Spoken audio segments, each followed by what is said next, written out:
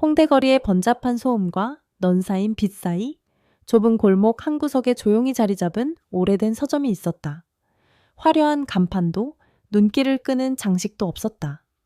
다만 입구 위에 걸린 낡은 나무 간판에 마음의 책이라는 네 글자가 손으로 새겨져 있을 뿐이었다. 서점의 주인은 김영숙, 68살의 할머니였다. 은빛으로 물든 머리칼과 따뜻한 미소는 그녀를 처음 보는 이들에게도 어딘가 익숙한 느낌을 주었다. 동네 사람들은 그녀를 김할머니 책이라고 불렀다. 단순히 책을 팔아서가 아니라 그녀가 책을 통해 사람들의 이야기를 엮어내는 방식 때문이었다. 김영숙 할머니의 서점은 작고 아담했다. 낡은 나무 선반 위에는 오래된 책들이 빼곡히 꽂혀 있었다. 한국의 고전소설 파친코부터 윤동주의 시집, 그리고 이름 모를 외국 소설까지 책들은 마치 오랜 친구처럼 서로 기대어 서 있었다. 할머니는 매일 아침 문을 열기 전 책들의 먼지를 털며 속삭이듯 말했다. 오늘은 누가 너를 데려갈까? 책은 단순한 물건이 아니었다. 그녀에게는 위로였고 추억이었으며 때로는 잃어버린 꿈의 조각이었다. 서점에는 특별한 규칙이 있었다. 문을 열고 들어온 손님이 자신의 인생 이야기를 들려주면 할머니는 그에게 어울리는 책을 골라 무료로 선물했다. 책은 읽는 게 다가 아니에요. 그녀는 늘 말했다. 마음을 치유하는 거예요. 이 규칙은 서점을 단순한 가게 이상의 장소로 만들었다. 홍대의 젊은이들 사이에서 번쩍이는 카페와 클럽이 유행할 때 김할머니의 서점은 조용히 그러나 깊이 사람들의 마음을 끌어당겼다. 아침이면 동네 어르신들이 하나둘 서점으로 찾아왔다. 그들은 낡은 점퍼를 입고 손에는 지팡이를 든 채 느릿느릿 걸어왔다. 어떤 이는 젊은 시절의 사랑 이야기를 들려주었고 어떤 이는 전쟁 중 잃어버린 친구를 떠올렸다. 할머니는 그들의 이야기를 귀 기울여 들으며 미소를 지었다. 이 책 읽어보세요. 그녀는 말했다. 손에 태백산맥 한 권을 쥐어주며 이야기가 할아버지 마음을 좀 달래줄 거예요. 어르신들은 책을 받아들고 마치 보물을 쥔 듯 조심스레 가슴에 품었다. 오후가 되면 대학생들이 서점으로 몰려들었다. 그들은 시험 스트레스, 연애 고민 혹은 미래에 대한 불안을 털어놓았다. 할머니는 그들의 말을 끊지 않고 끝까지 들었다. 한 여학생이 눈물을 흘리며 말했다. 할머니, 저 실연당했어요. 너무 아파요. 할머니는 고개를 끄덕이며 책장으로 걸어가 어린 왕자 한 권을 꺼냈다. 이 책 읽어봐. 그녀는 부드럽게 말했다. 이 아이가 내 마음을 대신 말해줄 거야. 여학생은 책을 받아들고 서점을 나섰고 며칠 뒤 다시 찾아와 말했다. 할머니, 책 덕분에 조금 나아졌어요.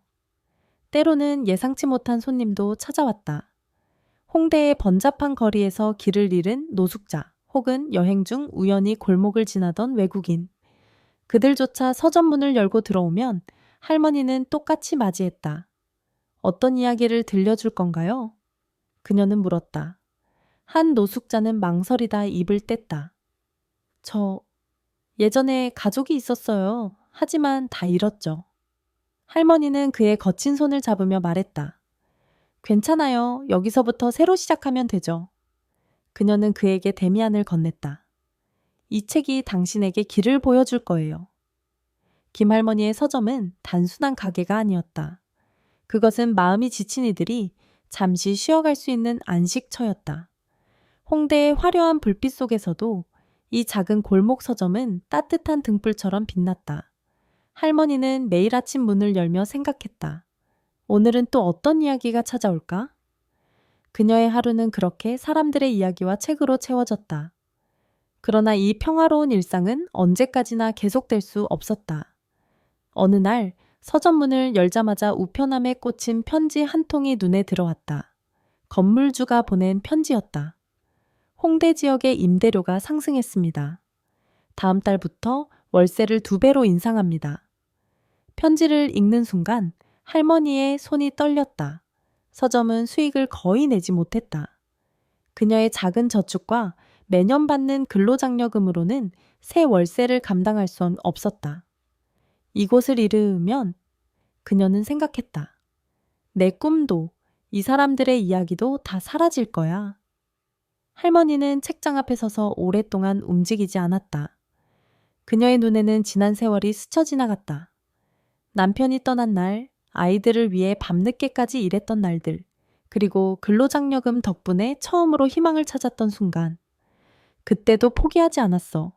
그녀는 혼잣말을 했다. 이번에도 방법이 있을 거야. 하지만 마음 한구석에는 두려움이 자리 잡았다. 그녀는 서점을 지킬 수 있을까?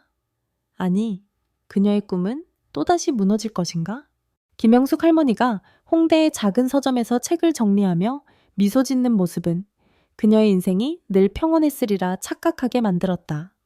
하지만 그녀의 눈가에 새겨진 주름과 손등에 굳은 살은 다른 이야기를 속삭였다. 서점의 따뜻한 불빛 뒤에는 그녀가 수십 년간 견뎌온 폭풍 같은 세월이 숨어 있었다. 그 세월은 그녀를 무너뜨릴 뻔했지만 동시에 오늘의 김영숙을 만들었다. 40년 전 영숙은 지금과 전혀 다른 삶을 살았다. 그녀는 서울의 작은 회사에서 회계 사무원으로 일했다. 숫자를 다루는 일은 그녀에게 딱 맞았다. 꼼꼼하고 성실한 성격 덕분에 동료들 사이에서 신뢰를 받았다. 그녀의 남편 박철수 씨는 근처 인쇄소에서 일했다. 철수 씨는 말이 많지 않았지만 퇴근 후 집으로 돌아오면 늘 아이들을 어깨에 태우고 웃었다. 영숙과 철수 씨는 두 아이, 큰아들 민재와 막내딸 수진을 키우며 소박하지만 행복한 가정을 꾸렸다. 그들의 집은 강남의 고급 아파트가 아니라 낡은 연립주택이었지만 저녁이면 식탁에서 웃음소리가 끊이지 않았다. 영수가, 오늘 민재가 학교에서 그림 그리기 상 받았대. 철수 씨가 자랑스럽게 말하면 영숙은 웃으며 고개를 끄덕였다. 우리 아들이 화가가 될지도 모르겠네. 그런 평범한 날들이 영원히 이어질 줄 알았다. 하지만 1997년 아시아를 휩쓴 금융위기가 그들의 삶을 송두리째 흔들었다. 위기는 갑작스럽게 찾아왔다. 영숙의 회사는 자금난으로 문을 닫았고 직원들은 한순간에 일자리를 잃었다. 철수 씨의 인쇄소도 예외는 아니었다. 대기업의 주문이 끊기면서 인쇄소는 몇 달 만에 파산했다. 부부는 저축을 까먹으며 버텼지만 곧 빚이 눈덩이처럼 불어났다. 은행에서 빌린 돈, 친척들에게 손 벌린 돈, 심지어 사채까지. 철수 씨는 매일 밤 술잔을 기울이며 한숨을 내쉬었다. 영수가 내가 다 해결할게. 조금만 기다려. 그의 목소리는 점점 힘이 빠졌다. 영숙은 남편을 믿고 싶었다. 하지만 상황은 나아지지 않았다. 철수 씨는 점점 말이 없어졌고 집에 들어오지 않는 날이 많아졌다. 민재와 수지는 아직 어릴 때였다. 민재는 10살, 수지는 6살. 아이들은 부모의 불안을 눈치챘지만 아무것도 묻지 않았다. 어느 날 밤 영숙이 잠든 아이들을 보며 눈물을 훔치고 있을 때 철수 씨가 조용히 문을 열고 들어왔다. 그의 얼굴은 창백했고 눈은 붉게 충혈되어 있었다. 영수가? 그는 말을 잊지 못했다. 미안해. 그 한마디를 남기고 그는 다음날 새벽 집을 나갔다. 다시는 돌아오지 않았다. 철수 씨가 떠난 후 영숙은 충격 속에 며칠을 보냈다. 남편이 왜 떠났는지 어디로 갔는지 알 길이 없었다. 이웃들은 수군거렸다. 박 씨가 빚쟁이들 때문에 도망갔다던데. 가족을 버리고 간 남자가 어딨어? 영숙은 그 말들을 들으며 가슴이 찢어지는 듯했다. 하지만 그녀 앞에는 두 아이가 있었다. 민재가 물었다. 엄마, 아빠 언제 와? 수지는 작은 손으로 영숙의 옷자락을 잡았다. 엄마, 배고프다. 그 순간 영숙은 깨달았다. 무너질 시간이 없었다. 아이들을 위해 그녀는 강해져야 했다. 이즈네 영숙은 일자리를 찾아 나섰다. 하지만 1997년의 서울은 실업자들로 넘쳐났다. 그녀의 회계 경력은 쓸모없어 보였다. 나이 든 여성을 고용하려는 곳은 거의 없었다. 결국 그녀는 동네 시장에서 떡볶이와 김밥을 팔기 시작했다. 새벽에 일어나 김밥을 말고 시장 한 구석에서 손님을 기다렸다. 겨울이면 손이 얼어 터질 듯 했지만 그녀는 이를 악물었다. 이건 다 아이들 위해서야. 그녀는 스스로를 다독였다. 하지만 시장 장사만으로는 부족했다. 빚은 줄지 않았고 집세와 아이들 학비는 매달 그녀를 짓눌렀다. 영숙은 추가로 새벽 신문 배달을 시작했다. 자전거를 타고 어두운 골목을 달리며 그녀는 종종 눈물을 흘렸다. 내가 뭘 잘못한 걸까? 그녀는 하늘을 보며 물었다. 하지만 하늘은 대답하지 않았다. 그러던 어느 날 그녀는 우연히 동네 주민센터에서 일하는 지인을 만났다. 지인은 그녀의 초췌한 모습을 보고 말했다. 영숙 씨, 근로장려금 신청해 봤어요? 저소득 가구를 위한 지원금이에요. 영숙은 고개를 갸웃했다. 그게 뭔데요? 정부가 왜 나 같은 사람을 도와줘? 지인은 웃으며 말했다. 한번 알아봐요. 영숙 씨 같은 분들이 받을 수 있는 거예요. 영숙은 반신반의하며 주민센터를 찾았다. 서류를 작성하고 몇 주를 기다렸다. 그러던 어느 날 그녀의 통장에 처음으로 근로장려금이 입금되었다. 금액은 크지 않았다. 하지만 그 돈으로 그녀는 민재의 새 교과서를 사고 수진에게 따뜻한 겨울 점퍼를 사줄 수 있었다. 집세를 내고 나서도 약간의 돈이 남았다. 영숙은 그 순간 처음으로 세상이 자신을 완전히 버리지 않았다는 느낌을 받았다. 근로장려금은 단순한 돈이 아니었다. 그것은 희망이었다. 누군가가 그녀의 노력을 보고 그녀가 혼자가 아니라고 말해주는 듯했다. 영숙은 그 돈을 받으며 다짐했다. 이건 새 시작이야. 아이들을 위해 나를 위해 더 열심히 살아야 해. 그녀는 새벽 배달을 계속했고 시장에서도 더 열심히 손님을 불렀다. 김밥, 따끈한 김밥 여기요. 그녀의 목소리는 시장의 소음 속에서도 또렷하게 울렸다. 세월이 흘렀다. 민재는 고등학교에 들어갔고 수지는 중학생이 되었다. 영숙은 여전히 여러 일을 병행했다. 시장 장사, 신문 배달, 그리고 밤에는 사무실 청소를 했다. 그녀의 손은 거칠어졌고 허리는 점점 굽어갔다. 하지만 아이들이 웃는 모습을 볼 때마다 그녀는 모든 고통이 같이 있다고 느꼈다. 민재가 말했다. 엄마, 나 커서 꼭 좋은 직업 가질게. 엄마 고생 안 하게 해줄게. 수지는 영숙의 손을 잡으며 말했다. 엄마, 나 선생님 될 거야. 엄마처럼 좋은 사람 돕고 싶어. 영숙은 아이들의 말을 들으며 눈물을 삼켰다. 그녀는 아이들에게 약속했다. 너희가 행복하면 엄마는 다 괜찮아. 하지만 마음 한구석에는 여전히 꿈이 남아 있었다.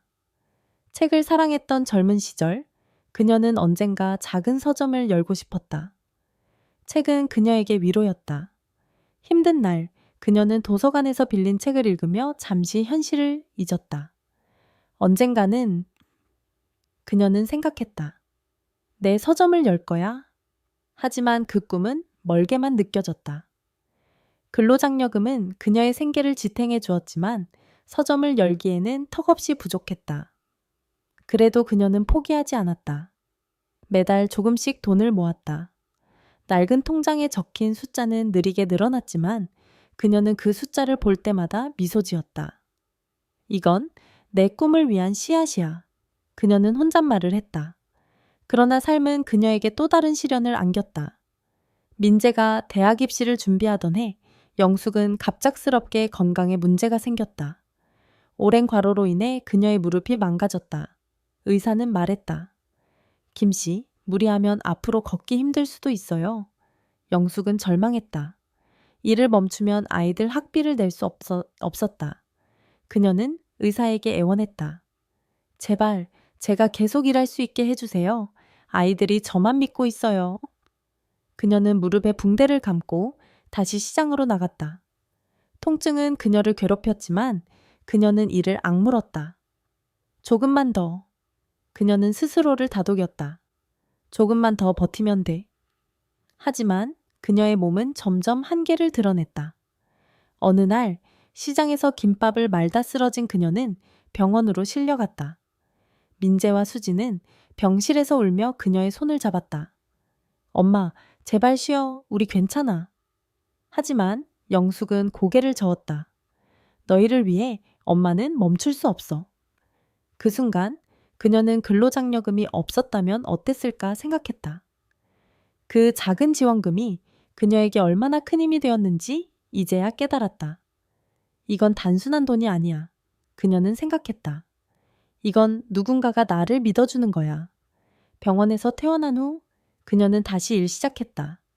하지만 이번에는 조금 더 현명하게 자신의 몸을 돌보며 일했다. 영숙의 인생은 그렇게 고난과 희망이 뒤엉킨 채로 흘렀다. 그녀는 아이들을 위해 그리고 언젠가 이루어질 꿈을 위해 버텼다. 하지만 홍대의 서점에서 편지를 받은 지금 그녀는 또 한 번 시련 앞에 섰다. 서점을 잃을지도 모른다는 두려움은 과거의 고통을 다시 불러왔다. 그때도 포기하지 않았어. 그녀는 혼잣말을 했다. 이번에도 방법이 있을 거야. 하지만 그녀의 마음은 흔들렸다. 과연 그녀는 이 시련을 이겨낼 수 있을까? 김영숙 할머니는 홍대의 작은 서점에서 책을 정리하며 종종 과거를 떠올렸다. 그녀의 손이 낡은 책 표지를 어루만질 때 그 거친 손바닥은 수십 년의 고난을 말해주었다. 남편이 떠나고 두 아이를 혼자 키우며 보낸 세월은 그녀를 지치게 했지만 동시에 강하게 만들었다. 그 시절 그녀에게 희망을 준 것은 뜻밖에도 근로장려금이라는 작은 도움의 손길이었다. 그 돈은 단순한 숫자가 아니었다.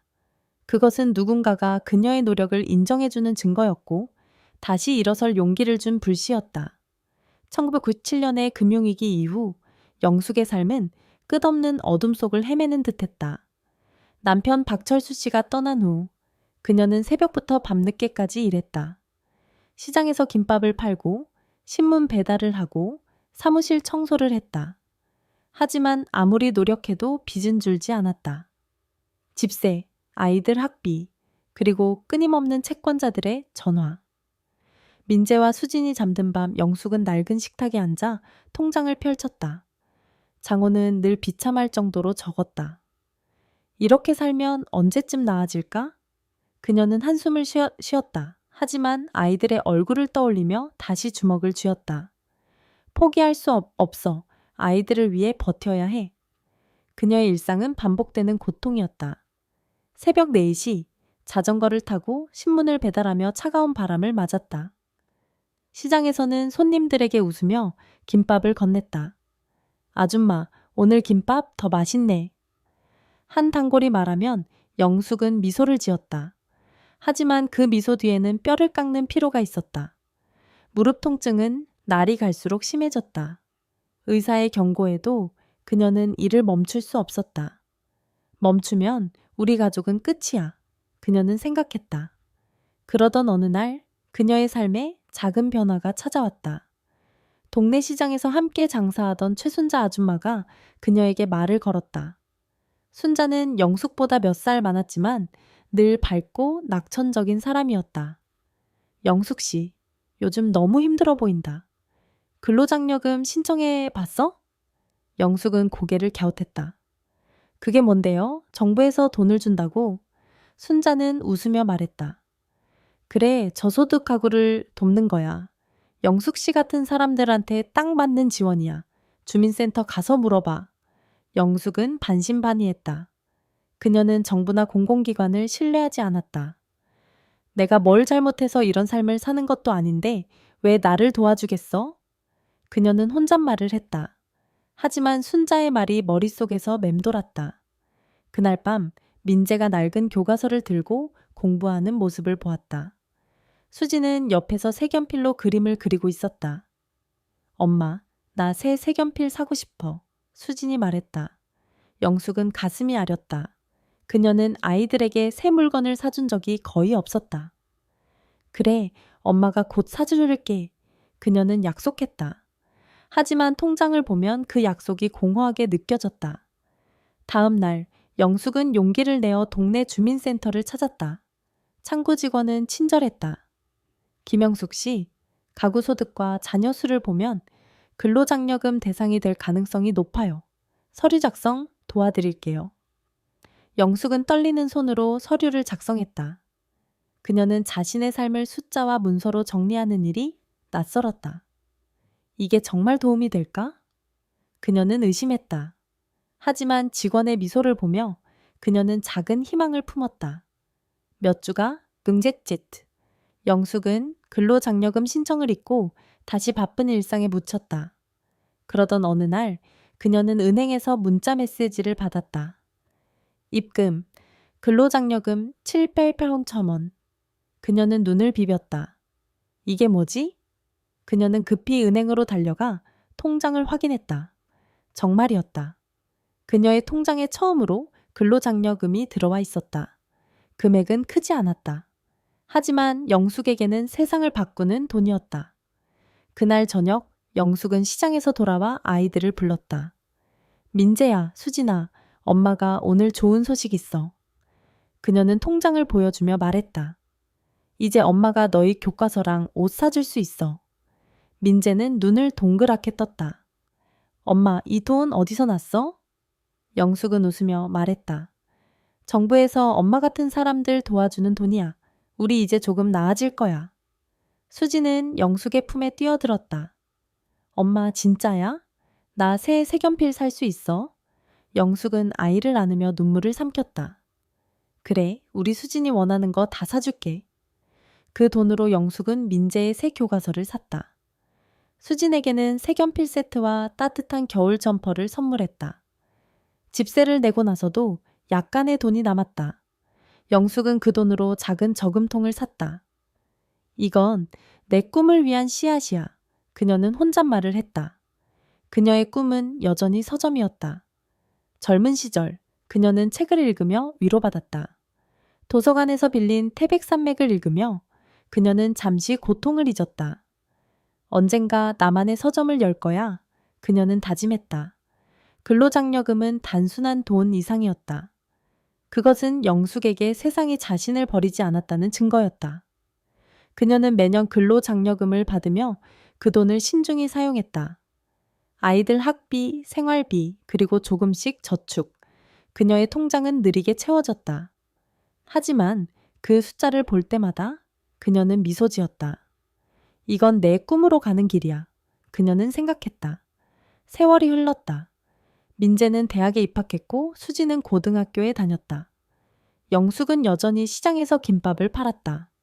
하지만 이제 그녀는 더 이상 절망하지 않았다.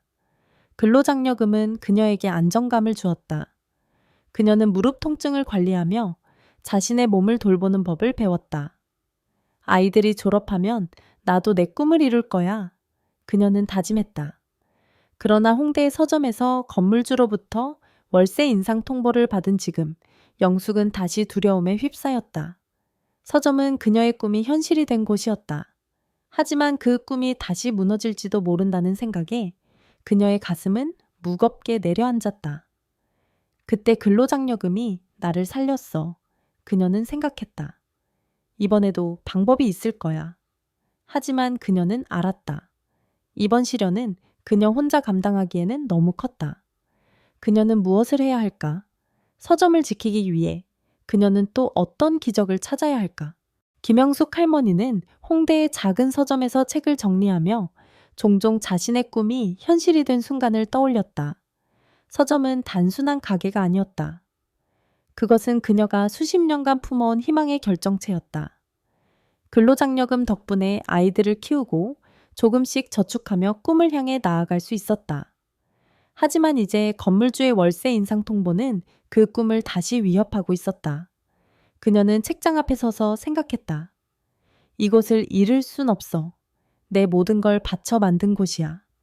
세월을 거슬러 올라가 영숙의 삶은 점차 안정되었다. 민재는 대학을 졸업하고 기술자로 일 시작했고 수지는 교육대학에 입학해 교사가 되기 위한 꿈을 키웠다. 아이들이 자립하면서 영숙은 비로소 자신을 위한 시간을 가졌다. 그녀는 시장 장사를 줄이고 청소 일을 그만두었다. 하지만 근로장려금은 여전히 그녀의 삶을 지탱했다. 그 돈은 그녀에게 안정감을 주었고 작은 저축을 이어갈 수 있게 했다. 65살이 되던 해 영숙은 큰 결심을 했다. 이제 내 꿈을 이룰 때야. 그녀는 그동안 모은 돈과 아이들의 도움을 받아 홍대의 좁은 골목에 작은 공간을 빌렸다. 낡은 건물이었지만 그녀는 그곳을 보자마자 미소 지었다. 여기가 내 서점이 될 거야. 민재와 수지는 주말마다 와서 선반을 만들고 벽을 칠했다. 엄마, 여기 정말 멋진 서점이 될 거야. 수진이 말했다. 영숙은 아이들의 웃음을 보며 가슴이 따뜻해졌다. 서점은 곧 문을 열었다.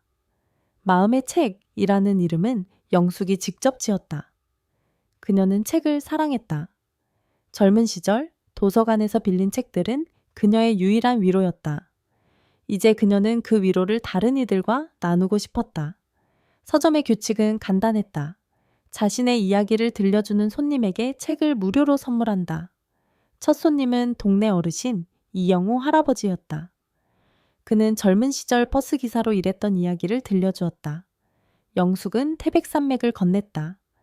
이 책이 할아버지 추억을 되살려줄 거예요. 이 할아버지는 감동받아 눈시울을 적셨다. 오후에는 대학생들이 찾아왔다.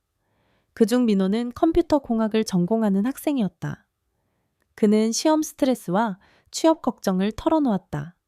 영숙은 어린 왕자를 건넸다. 민호야, 이 책 읽고 마음을 좀 가볍게 해봐. 민호는 며칠 뒤 다시 찾아와 말했다. 할머니, 책 덕분에 힘이 났어요.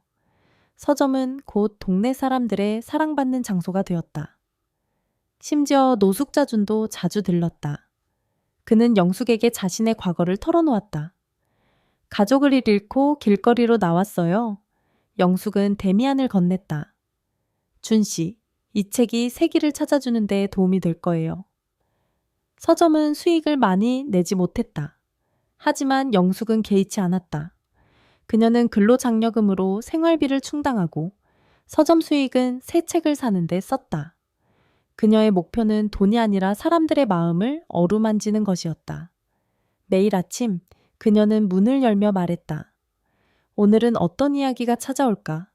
서점은 그녀의 꿈이자 그녀를 지탱하는 힘이었다. 하지만 이제 월세 인상은 그 꿈을 위협했다. 영숙은 밤늦게까지 서점에 앉아 고민했다. 이곳을 잃으면 내 모든 게 무너질 거야. 그녀는 근로장려금이 자신을 구했던 순간을 떠올렸다. 그때도 희망이 있었어. 이번에도 있을 거야. 하지만 그녀는 혼자서는 이 문제를 해결할 수 없다는 걸 알았다. 그녀는 무엇을 해야 할까? 그녀의 꿈은 정말 끝나는 걸까? 김영숙 할머니는 서점 문을 열 때마다 가슴이 설렜다. 하지만 건물주의 월세 인상 통보 이후 그 설렘은 두려움으로 바뀌었다. 홍대는 이제 젊은이들과 관광객들로 북적이는 비싼 동네가 되었다. 그녀의 작은 서점은 화려한 카페와 클럽 사이에서 점점 더 작아 보였다. 이곳을 지킬 수 있을까? 그녀는 매일 밤 책장 앞에 서서 물었다. 월세 인상은 그녀에게 큰 충격이었다. 기존 월세도 빠듯했는데 2배로 오른 금액은 도저히 감당할 수 없었다. 근로장려금과 서점의 적은 수익으로는 불가능했다. 그녀는 저축을 확인했다. 그동안 모은 돈은 서점을 열 때 거의 다 썼다. 남은 돈으로는 몇 달 버틸 수 있을 뿐이었다. 이렇게 끝날 순 없어. 그녀는 혼잣말을 했다. 서점은 단순한 가게가 아니었다. 그것은 그녀의 꿈, 그녀의 인생이었다. 영숙은 문제를 숨기려 했다. 손님들에게 평소처럼 미소 지으며 책을 건넸다. 하지만 이영호 할아버지는 그녀의 걱정을 눈치챘다. 영숙 씨, 요즘 무슨 고민 있어? 그는 조용히 물었다. 영숙은 망설였다. 그녀는 자신의 약점을 드러내는 걸 좋아하지 않았다. 하지만 이 할아버지의 따뜻한 눈빛에 그녀는 결국 입을 열었다. 할아버지, 월세가 올라서 서점을 계속할 수 있을지 모르겠어요. 이 할아버지는 잠시 침묵했다. 그러더니 말했다. 영숙 씨, 이 서점은 우리 모두의 거야. 여기 오는 사람들 다 영숙 씨 덕분에 위로받고 가잖아? 그의 말은 영숙의 가슴을 울렸다. 그녀는 눈물을 삼키며 고개를 끄덕였다. 고마워요, 할아버지. 하지만 이번엔 정말 막막해요. 그날 밤 영숙은 서점에 홀로 앉아 과거를 떠올렸다. 남편이 떠난 날, 아이들을 위해 새벽마다 일했던 날들, 그리고 근로장려금이 그녀에게 희망을 주었던 순간. 그때도 포기하지 않았어. 그녀는 생각했다. 이번에도 방법이 있을 거야. 하지만 두려움은 사라지지 않았다. 그녀는 혼자 이 싸움을 이겨낼 수 있을까? 다음 날 이 할아버지가 다시 서점을 찾았다. 그는 혼자가 아니었다. 민호와 시장에서 장사하는 최순자 아줌마, 그리고 준까지 함께였다. 영숙 씨, 우리 같이 이 문제 해결합시다. 이 할아버지가 말했다. 영숙은 놀랐다. 다들 왜? 그녀는 말을 잇지 못했다. 민호가 웃으며 말했다. 할머니, 이 서점은 우리한테도 소중해요. 잃게 둘 순 없죠? 그들의 단합된 모습은 영숙에게 새로운 희망을 주었다. 하지만 과연 그들은 서점을 지킬 수 있을까? 김영숙 할머니는 서점에서 이영호 할아버지, 민호, 최순자 아줌마, 그리고 준을 마주하며 처음으로 혼자가 아니라는 느낌을 받았다. 월세 인상이라는 거대한 벽 앞에서 그녀는 무력감을 느꼈다. 하지만 이들의 단합된 모습은 그녀에게 새로운 용기를 불어넣었다. 영숙 씨, 이 서점은 우리 모두의 보물이야. 최순자 아줌마가 말했다. 함께 지켜내자고. 그들은 즉시 계획을 세웠다. 민호는 아이디어를 냈다. 할머니, 홍대 책의 밤이라는 행사를 열어봐요. 사람들이 모여서 책을 읽고 이야기를 나누고 기부도 받는 거예요. 이 할아버지는 고개를 끄덕였다. 좋은 생각이야. 내가 동네 어르신들 불러올게. 최순자 아줌마는 웃으며 말했다. 내가 떡이랑 차 준비할게. 시장 아줌마들도 데려올게요. 주는 조용히 말했다. 저 청소랑 장식 도와드릴게요. 민호는 컴퓨터를 꺼내 소셜미디어를 만들었다. 그는 서점의 사진과 영숙의 이야기를 올렸다. 홍대의 작은 서점이 사라질 위기에 있습니다. 이곳은 책과 마음을 나누는 곳입니다. 함께 지켜주세요. 게시물은 빠르게 퍼졌다. 대학생들, 동네 주민들, 심지어 멀리 사는 사람들이 댓글을 달았다. 꼭 갈게요. 할머니 서점 꼭 지켜야 해요. 영숙은 그들의 열정에 감동받았다. 하지만 마음 한구석에는 두려움이 남아 있었다. 사람들이 정말 올까? 충분한 돈을 모을 수 있을까? 그녀는 근로장려금이 자신을 구했던 순간을 떠올렸다.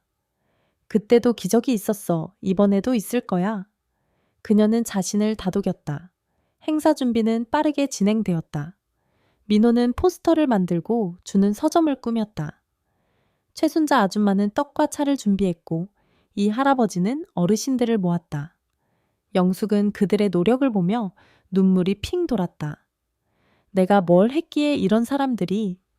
그녀는 생각했다. 하지만 그녀는 알았다. 서점은 단순한 가게가 아니었다. 그것은 사람들의 마음을 잇는 곳이었다.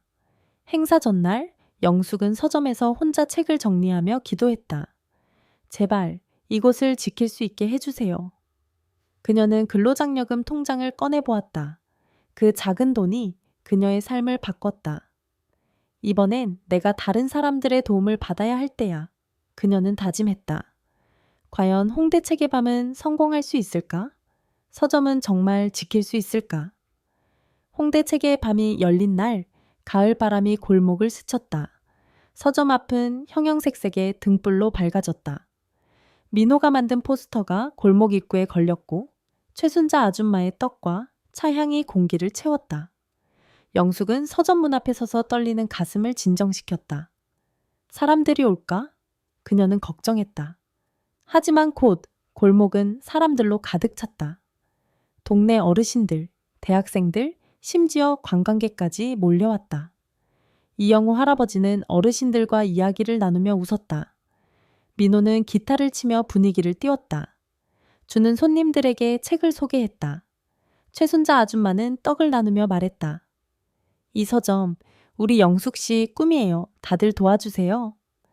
사람들은 기부함에 돈을 넣고 낡은 책을 선물했다. 한 학생이 말했다. 할머니, 이 책 제 추억이에요. 서점에 두고 싶어요. 영숙은 사람들의 얼굴을 보며 눈물이 핑 돌았다. 하지만 가장 큰 놀라움은 수진이 나타난 순간이었다. 엄마! 수진이 부산에서 날아와 영숙을 끌어안았다. 엄마 서점, 절대 잃으면 안 돼. 내가 친구들한테 다 말했어. 수진은 비밀리에 행사를 홍보했다. 영숙은 딸을 안으며 말했다. 수진아, 고마워. 엄마 정말 행복해. 행사 끝, 기부함을 열었다. 모인 돈은 월세를 충당하고도 남았다. 사람들은 책과 쪽지를 선물했다. 한 쪽지에 쓰여 있었다. 할머니, 여기서 위로받았어요. 감사해요. 영숙은 그 쪽지를 읽으며 눈물을 흘렸다. 서점은 지켜졌다. 그녀는 근로장려금이 자신을 구했던 순간을 떠올렸다. 이번엔 사람들이 나를 구했어? 그녀는 생각했다. 홍대 책의 밤 이후 김영숙 할머니의 서점은 홍대의 상징이 되었다. 사람들은 멀리서도 찾아왔다. 영숙은 근로장려금으로 생활비를 충당하고 서점 수익으로 책을 샀다. 그녀는 더 많은 사람들에게 책을 선물했다. 이 책이 너를 위로해 줄 거야. 그녀는 말했다. 이영우 할아버지는 여전히 매일 왔다. 민호는 졸업 후에도 자주 들렀다. 주는 근처에 커피 가게를 열었다. 수지는 주말마다 엄마를 보러 왔다. 엄마, 요즘 정말 행복해 보여. 수진이 말했다. 영숙은 미소 지었다. 그래, 엄마 행복해. 어느 날 지역 방송국에서 다큐멘터리 촬영을 제안했다. 할머니 이야기가 많은 사람들에게 감동을 줄 거예요. 영숙은 망설였지만 수진의 격려로 응했다. 카메라 앞에서 그녀는 말했다. 제 이름은 김영숙입니다. 한때는 절망 속에 살았지만 근로장려금과 사람들의 도움으로 여기까지 왔어요. 인생은 책 같아요. 슬픈 장이 있어도 새 장을 쓸 기회는 항상 있죠. 다큐멘터리는 큰 반향을 일으켰다. 사람들은 편지를 보냈다. 할머니 덕분에 용기를 얻었어요. 영숙은 그 편지를 읽으며 미소 지었다. 그녀는 이제 과거의 아픔에 갇혀 있지 않았다. 서점은 그녀의 꿈이자 사람들의 희망이 되었다. 매일 아침 그녀는 문을 열며 말했다. 오늘은 어떤 이야기가 찾아올까? 그녀의 인생은 그렇게 새 장을 써 내려갔다.